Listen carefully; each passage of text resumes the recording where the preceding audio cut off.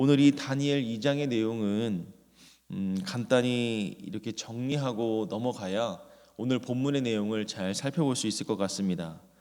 오늘 느부갓네살의 꿈이 이 다니엘서 2장의 핵심 내용이라고 할 수가 있습니다.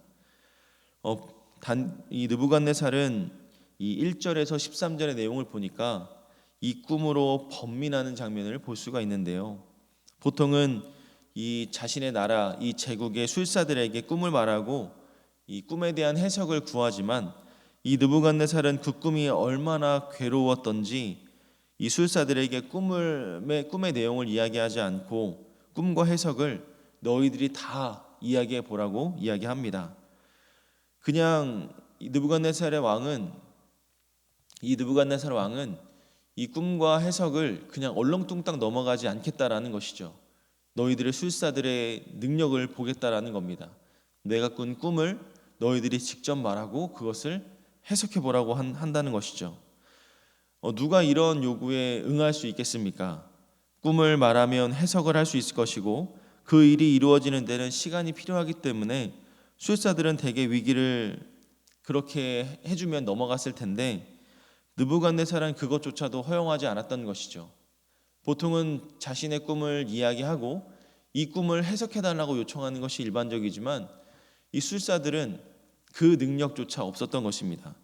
이때 느부갓네살이 다스린 지 2년이 되는 해였으니 이 다니엘과 새 친구들은 이 여전히 그 전의 일들을 이루고 있었던 때였습니다.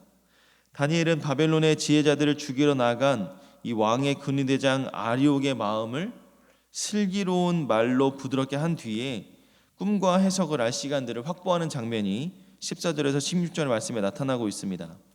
이미 하나님은 다니엘에게 모든 환상과 꿈을 깨달아 알 지혜를 주셨다라고 이미 1장에서 이야기하고 있는 것이죠. 다니엘은 새 친구에게 기도를 부탁하고 자신도 하나님 앞에 엎드리게 됩니다. 이러한 다니엘의 기도는 하나님에 대한 주권, 흔들리지 않는 주권, 그 흔들리지 않는 믿음을 보여주고 있는 것이죠. 다니엘이 갖고 있었던 이 하나님의 주권에 대한 믿음은 크게 세 가지로 정리할 수 있습니다. 첫 번째는 하나님은 때와 기한을 정하신다라는 것이고요. 둘째는 왕들을 패하고 세우시는 주권자이시다라는 것이고요. 셋째는 지혜자에게 지혜를, 총명한 자에게 지식을 주시는 하나님이다라는 것을 믿는 믿음입니다. 다니엘은 하나님에 대한 참되고 바른 지식에 근거한 자신의 신앙 고백을 드림으로 그 기도를 시작합니다. 사랑하는 성도 여러분, 여러분들과 저의 기도는 이 하나님을 바로 아는, 하나님을 아는 바른 지식에 근거하는 기도를 여러분들 드리고 있습니까? 오늘 이 말씀을 통해서 다니엘과 같이 우리가 하나님 앞에 기도할 때 그냥 무작정 중언부언하는 기도가 아니라 다니엘과 같이 하나님을 바르게 알고 바른 지식에 근거한 기도를 드릴 수 있는 저와 여러분들이 되었으면 좋겠습니다. 그러한 기도를 드렸던 다니엘은 결국에 다니엘의 간구에 응답을 얻게 되고 그는 이제 왕 앞에 서게 되는 것입니다. 다니엘은 왕에게 꿈의 내용을 말하기 전에 이 일을 주도하시는 분은 하나님이다라는 것을 분명하게 짚고 넘어갑니다. 내가 능력이 있어서, 내가 대단해서, 내가 꿈을 잘 아는 사람이 아니라서, 꿈을 잘하는 사람이라서 그런 것이 아니라 왕의 꿈을 이야기하고 해석하는 것은 온전히 하나님께서 하시는 것입니다라는 것을 딱 못을 박고 들어가는 것이죠. 다른 술객들과 다른 술사들과는 다르게 자신은 하나님의 능력으로 하는 것이다라는 것을 이야기하고 있는 것입니다. 특별히 오직 하나님만이 이 은밀한 것을 드러낼 수 있다라는 것이죠. 또 그 꿈을 말하는 것은 나의 지혜가 아니다라는 것을 이야기하고 있습니다.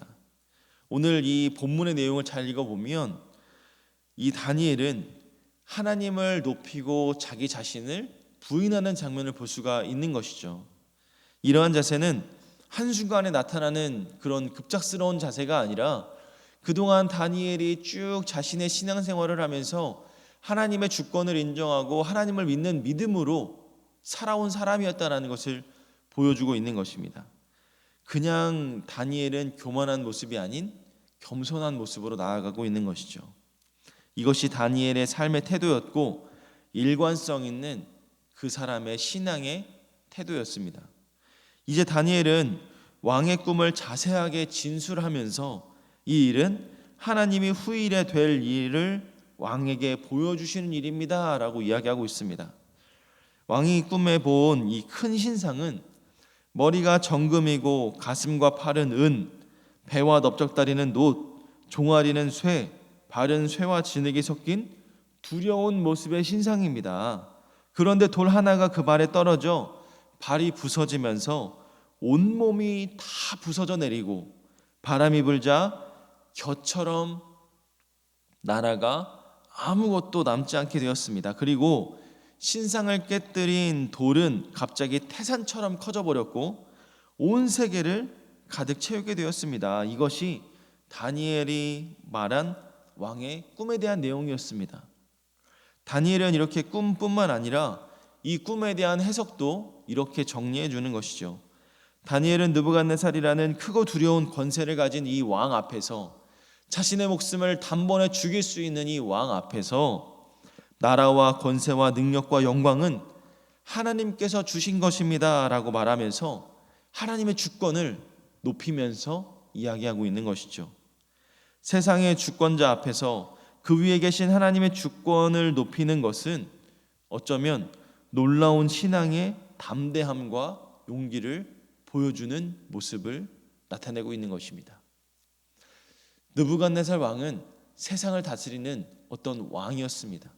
세상의 많은 사람들을 죽일 수도 있고 내 마음대로 할 수 있는 주권자였습니다. 그런데 그 사람 앞에서 하나님의 주권을 높인다는 것은 어찌 보면 무모한 것일 수도 있었습니다. 그러나 다니엘은 자신이 가지고 있는 이 믿음, 특별히 왕의 꿈을 말하고 해석하기 전에 전제를 달았죠. 이것은 내가 하는 것이 아니라 하나님께서 하시는 것입니다라는 전제를 달고 시작했기 때문에 그렇게 이야기할 수가 있었던 것입니다. 신상의 각 부분은 이어지는 제국들의 흥망에 대해서 알려줍니다. 금으로 된 머리는 바벨론, 음으로 된 가슴과 두 팔은 다음 제국이었던 이 메대와 바사, 그리고 노스로 된 배와 넓적다리는 그리스 제국, 헬라 제국이죠. 그리고 쇠로 된 종아리와 쇠와 진흙으로 된 발은 이 로마 제국을 상징하고 있었던 겁니다. 손대지 아니한 돌은 바로 그리스도를 가리키는데 로마 제국의 시대에 오셔서 하나님 나라를 세우시고 그 나라가 온 세상에 충만할 것이다라는 것을 가르치는 내용입니다. 누가복음 20장 18절에 보니까 무릇 이 돌 위에 떨어지는 자는 깨어지겠고 이 돌 위에 사람 위에 떨어지면 그를 가루로 만들어 흩으리라. 다니엘서의 예언의 말씀이 이렇게 예수님의 말씀과 사역을 통하여서 성취된 장면을 볼 수가 있습니다. 하나님의 나라는 망하지도 않고 주권을 빼앗기지도 않으며 영원히 설 나라다라는 것이죠. 꿈과 해석을 들은 느부갓네살은 다니엘 앞에 납작 엎드려서 경의를 표하지 않을 수가 없었습니다. 그것은 다니엘이 아닌 다니엘이 섬기는 온 세상의 주권자이신 하나님께 대한 경의를 표함이었음을, 그 모든 일을 행하실 하나님에 대한 이 느부갓네살의 고백이 나타내주고 있는 것이죠. 왕은 다니엘을 높여 바벨론을 전체를 다스리는 권세를 주셨고 그 요구대로 새 친구에게도 바벨론 지방을 잘 다스리게 맡기게 해주는 것입니다. 오늘 본문은 하나님에 대한 주권에 대한 교훈을 담고 있습니다.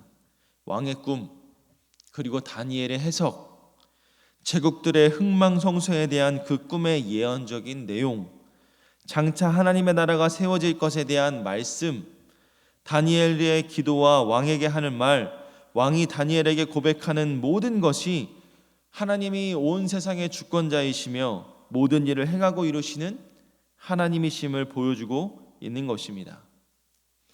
다니엘은 이것을 믿었고 이것이 그의 기도에 표현되어져 있었으며 그의 삶을 지배하고 있었습니다. 이것이 믿음으로 사는 것이고 우리 모두를 향한 하나님의 부르심이다라는 것이죠.